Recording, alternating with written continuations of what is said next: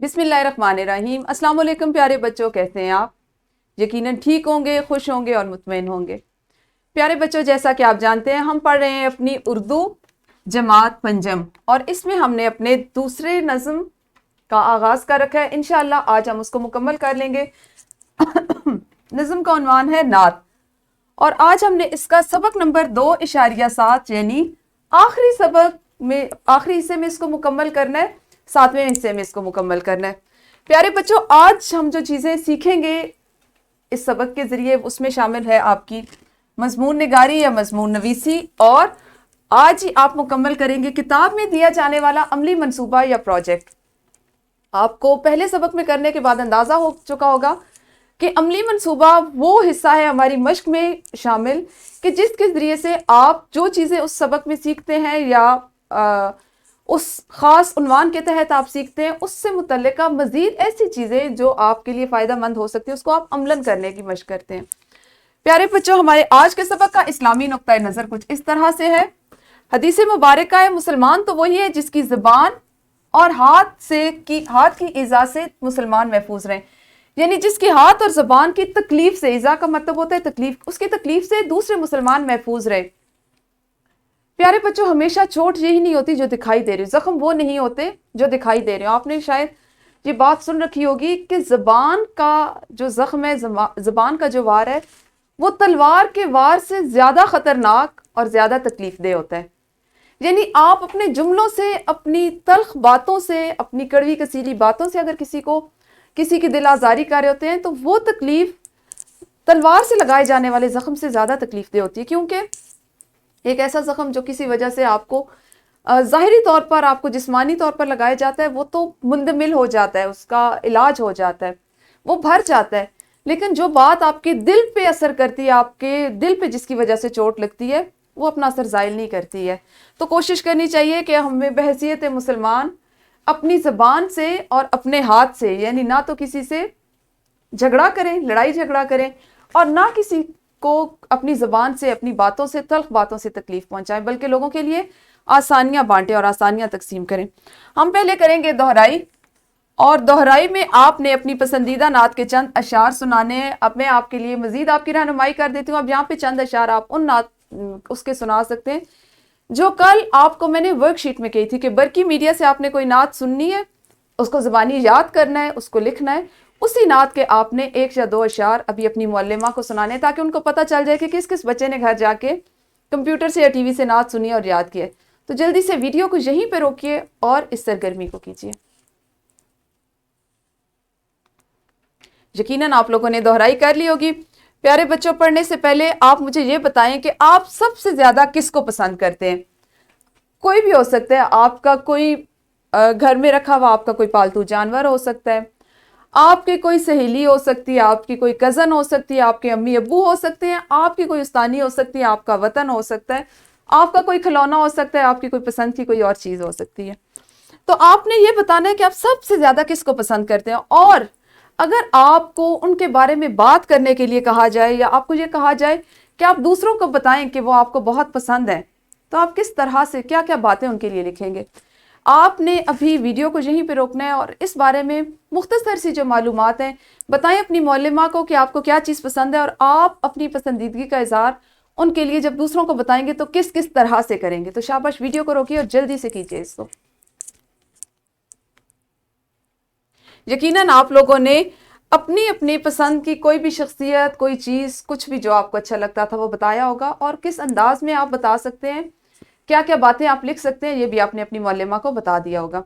پیارے بچوں، کسی بھی شخصیت، جگہ، تہوار، شہر، احساس جو ہم محسوس کرتے ہیں، جو ہمارے جذبات ہوتے ہیں، الغرض دنیا کی کسی بھی شے کے بارے میں تفصیل سے لکھنا، یعنی اس کی تمام تفاصیل، ان کو ہم کہتے ہیں مضمون۔ مضمون ہمیشہ تفصیل سے لکھا جاتا ہے۔ یہ کہانی اور مضمون میں فرق ہوتا ہے۔ کہانی کوئی ایسا واقعہ بھی ہوتا ہے جو گزر چکا، لیکن مضمون میں آپ نے ہر اس چیز کے بارے میں جس کو آپ کو کہا جائے، جیسے ابھی میں نے آپ سے کسی پسندیدہ چیز کے بارے میں پوچھا تو اس کے بارے میں تمام معلومات کو ترتیب سے تفصیلاً لکھنا ہوتا ہے، تفصیلاً بیان کرنا ہوتا ہے، اور اسی کا نام مضمون ہے۔ مضمون نگاری کسی بھی موضوع پر سنجیدہ معلومات اور دلائل دینے کا نام ہے۔ آپ دلیل سے بات کریں، غلط معلومات نہیں دی جاتی ہیں، ایسی معلومات جن کا آپ کو خود بھی یقین نہ ہو، خاص طور پر کسی کا قول، کسی حدیث، کسی آیت کا مفہوم یا اس کے حساب سے یا اس کا ریفرنس دینا آپ اس وقت تک نہیں دے سکتے جب تک آپ کو مکمل اس پہ عبور حاصل نہ ہو. تو کوشش کریں کہ مضمون نگاری کرتے وقت سنجیدہ اور ایسی معلومات جو بالکل صحیح ہوں، درست ہوں، ان کو شامل کریں. مضمون کے 3 بڑے حصے ہوتے ہیں. سب سے پہلے اس کی ابتدا، جس میں آپ یہ بیان کرتے ہیں کہ مضمون کس بارے میں لکھا جا رہا ہے، آپ کی اس کے بارے میں کیا رائے ہے، کس طرح سے اس کا شروع ہوا، کہاں سے اس کی ابتدا ہوئی، اگر وہ کوئی شخصیت ہے تو وہ کون ہے، کب پیدا ہوئے، کہاں ابتدائی تعلیم حاصل کی ہے. اس کے بعد اس کی تفصیل لکھی جاتی ہے. یہ درمیانہ حصہ وہ ہوتا ہے جو اصل میں آپ کے مضمون کو اس کا جو تمام مواد ہوتے ہیں اس میں پیش کیا جاتا ہے. ان کی تمام، اگر شخصیت ہے تو ان کی شخصیت کی تمام خصوصیات، خوبیاں، ان کے اہم کارنامے اور وہ تمام تفاصیل درج کی جاتی ہیں. اور سب سے آخر میں ہوتا ہے اس کا نتیجہ یا اختتام، کہ اختتام آپ نے اس طرح سے کرنا ہوتا ہے کہ اگر آپ کسی پہ لکھ رہے ہیں تو کیا کیا ان کے ساتھ ہوا، یا اگر آپ شخصیت پہ لکھ رہے ہیں تو ان کی وفات کب ہوئی، ان کے جو حیات کے واقعہ ہیں، زندگی کے واقعات ہیں، ان سے ہمیں کیا سیکھنا چاہیے، وہ ہمارے لیے کس طرح سے فائدہ مند ہے. یہ وہ تمام چیزیں جو نتیجے کے طور پر لکھی جاتی ہیں. اس طرح آپ اپنے مضمون کو 3 بڑے حصوں میں تکمیل کرتے ہیں اس کی، یا اس کو مکمل کرتے ہیں. مضمون نویسی کے لیے آپ کی کتاب میں ایک چند جو ہیں وہ نکات دیے گئے ہیں، وہ کچھ اس طرح سے ہیں کہ سب سے پہلے ہے مضمون لکھتے وقت موضوع کے متعلق معلومات جمع کریں. سب سے پہلی چیز، سب سے ضروری چیز، بنیادی جزو آپ جس کو کہہ لیں، وہ یہ ہے کہ آپ نے سب سے پہلے جس موضوع پہ مضمون لکھنا ہے اس سے متعلقہ معلومات جمع کریں. اخبارات پڑھیں، کتب خانے سے کتابیں لے کے آئیں، والدین سے پوچھیں، اساتذہ سے پوچھیں، مکمل معلومات جمع کریں. اس کے بعد معلومات ترتیب کے ساتھ تحریر کریں. ایسا نہ ہو کہ آپ فرض کریں کمپیوٹر کی ایجاد لکھ لیں، آپ سب سے پہلے لکھتے ہیں کمپیوٹر پہ ہم یہ کر سکتے ہیں، یہ کر سکتے ہیں، یہ کر سکتے ہیں، یہ فائدہ ہے، اور آخر میں جا کے آپ لکھیں کمپیوٹر تو تب ایجاد ہوا اور اس کی ضرورت تو اس لیے محسوس کی گئی کہ ہم ایک ایسی نئی مشین بنائی جائے. تو ہمیشہ مضمون لکھتے وقت واقعات کی ترتیب، معلومات کی ترتیب کا خیال رکھیں. تیسرا اہم نقطہ ہے کہ مضمون کو سادہ اور آسان الفاظ میں لکھیں. ایسے الفاظ میں لکھیں جو آپ کو خود سے پتہ ہو، آپ اپنے جذبات کا اظہار اپنے الفاظ میں سب سے بہترین انداز میں کر سکتے ہیں. اس کے بعد مضمون کو مکمل کرنے کے بعد ایک دفعہ ضرور پڑھ لیں. یہ مضمون کے علاوہ آپ اپنا جو کوئی اگر کوئی ٹیسٹ دیتے ہیں، کوئی پرچہ دیتے ہیں تو اس کو بھی ضرور پڑھا کریں. 5واں اہم نقطہ ہے کہ جملے چھوٹے چھوٹے فقرات پر مشتمل ہوں یا مبنی ہوں. اور 6 نمبر پہ ہے کہ مضمون کو نہایت خوش خط لکھیں تاکہ آسانی سے پڑھا جا سکے. یہ بات اس لیے آپ کو بتائی جا رہی ہے کہ مضمون چونکہ طوالت پر مبنی ہوتا ہے، طویل لکھا جاتا ہے، تو عام طور پر ایسا ہوتا ہے کہ بچے اس سے کتراتے ہیں، اس کو زیادہ لکھنے سے کترا رہے ہوتے ہیں یا جان چھڑا رہے ہوتے ہیں، تو اس چکر میں وہ اتنی جلدی لکھتے ہیں کہ پڑھنے والے کو اس کی سمجھ ہی نہیں آتی ہے. تو جب بھی لکھیں خوش خط انداز میں لکھیں، ذہن کو پرسکون کر کے لکھیں. 7واں اور اہم نقطہ اس کا کہ املا کی غلطیاں بھی درست کر لیں. جب آپ اس کو دوبارہ پڑھیں گے تو آپ کو پتہ چل جائے گا کہ کون کون سے لفظ ایسے ہیں جن میں املا کی اغلاط پائی جا رہی ہیں. تو کوشش کریں کہ املا کی اغلاط کو بھی ساتھ ساتھ درست کر لیں یا ان کو دور کرتے جائیں. مضمون لکھنے سے پہلے اس کا خاکہ بنا لینے سے، یعنی ایک خاکہ بنا لیتے ہیں، اس کے اہم جو نکات ہوتے ہیں نا ان کو ایک جگہ پر درج کر لیتے ہیں، پھر ان کو ترتیب دے لیتے ہیں جیسے جیسے آپ کو ذہن میں آ رہی ہوتی ہے کہ اس میں یہ بات بھی لکھی جا سکتی ہے، یہ بھی لکھی جا سکتی ہے، یہ بھی لکھی جا سکتی ہے. اس سے خاکہ بنا لینے سے لکھنا آسان ہو جاتا ہے اور اہم نکات بھی یاد رہتے ہیں. آپ کے سیکھنے کے لیے نمونے کا ایک خاکہ دیا جا رہا ہے، اور اس مضمون کا جس کا بھی آپ خاکہ دے رہے ہیں اس کا عنوان ہے یا موضوع ہے شجرکاری. اور وہ اس طرح سے ایک مضمون ہے، آپ دیکھیں کہ اس کو ایک درخت کی صورت میں پیش کیا جا رہا ہے، شجرکاری. اس کے عنوان سے بھی اس کی مناسبت ہے. اب یہاں پہ خوراک، جو چیزیں ہم شجرکاری سے حاصل کر سکتے ہیں، جو جس طرح سے آپ مضمون لکھ سکتے ہیں وہ ہے، سب سے پہلے درخت سیلاب کو روکتے ہیں، زمین کا اضافی پانی جذب کرتے ہیں، زمین کے کٹاؤ کو روکتے ہیں، درختوں سے ہم ادویات حاصل کرتے ہیں، یہ ہمیں سایہ فراہم کرتے ہیں، موسم کو ٹھنڈا کرتے ہیں، فرنیچر بنانے کے کام آتے ہیں، پرندوں کا آشیانہ ہوتے ہیں، ان سے ہم گوند حاصل کرتے ہیں. مخصوص قسم کے کچھ شجر ایسے ہوتے ہیں، درخت ایسے ہوتے ہیں جن سے ہم گوند حاصل کرتے ہیں. پینسل اور ربڑ بنا سکتے ہیں.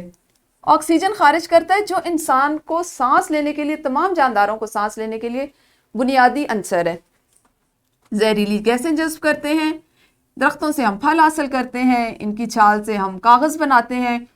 درخت بارشوں کا سبب بنتے ہیں اور ٹھنڈی چھاؤں مہیا کرتے ہیں. اس طرح آپ ایک خاکہ بنا لیں.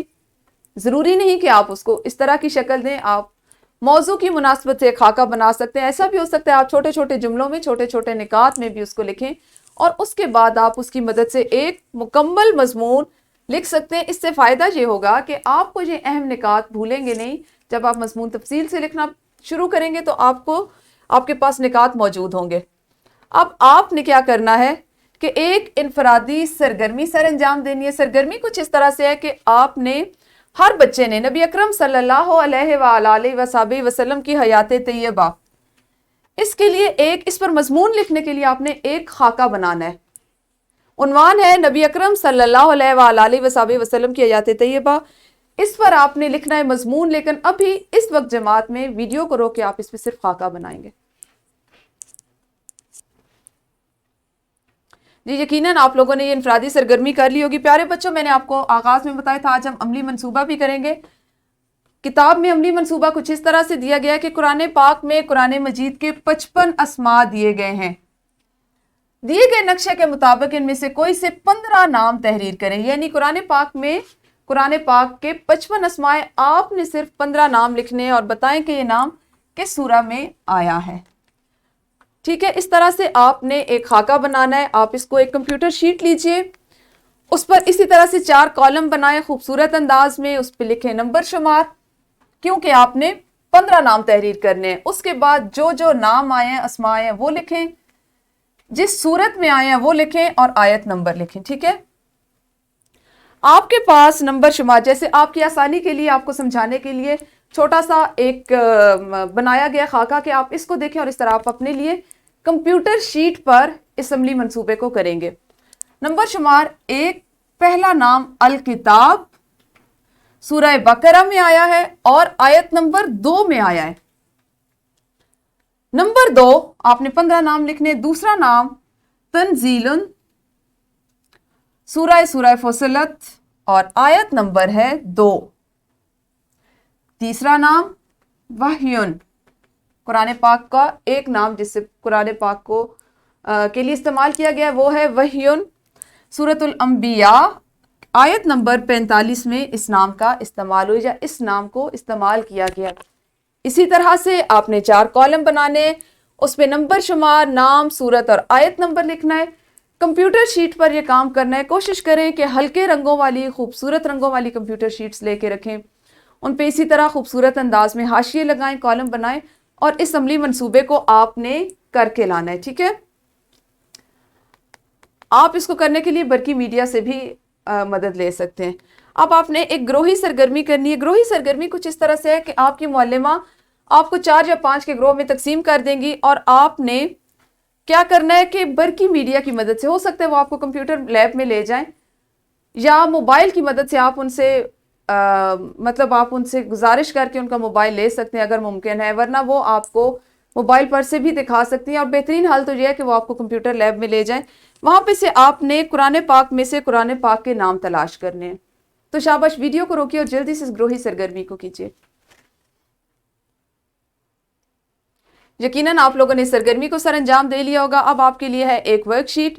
ورک شیٹ میں سوال نمبر 1 ہے کہ مضمون نبی اکرم صلی اللہ علیہ وآلہ وصحبہ وسلم کی حیات طیبہ پر مضمون لکھیں. خاکہ آپ نے جماعت میں بنا لیا, ورک شیٹ میں آپ مضمون گھر سے لکھ کے لے آئیں گے. سوال نمبر 2 ہے کہ قرآن پاک کے جو نام آپ نے برقی میڈیا سے ڈھونڈے ہیں ان میں سے چند ایک یہاں لکھیں. 3 میں نے بتا دیے, کم از کم 2 یا 3 نام آپ نے ورک شیٹ میں بھی لکھ کر لانے ہیں. یہ رہا آپ کا آج کی ورک شیٹ, اور اب ہے آپ کے پاس گھر کا کام. صفحہ نمبر 15 پر دیے گئے عملی منصوبے کو کرنے کا طریقہ آپ کو سمجھا دیا گیا. آج آپ نے گھر جانا ہے, اور آج اور کل بے شک 2 دن لے لیں, 3 دن لے لیں, اس عملی منصوبے کو مکمل کر کے لانا ہے. تو اس طرح ہمارا آج کا دوسرا سبق جو ایک نظم تھی اور جس کا عنوان نعت تھا وہ مکمل ہوا. پیارے بچوں, کل ہم اپنی اسی کتاب کے تیسرے سبق کے ساتھ ملیں گے. اس وقت تک اپنا خیال رکھیے. اللہ حافظ. شکریہ.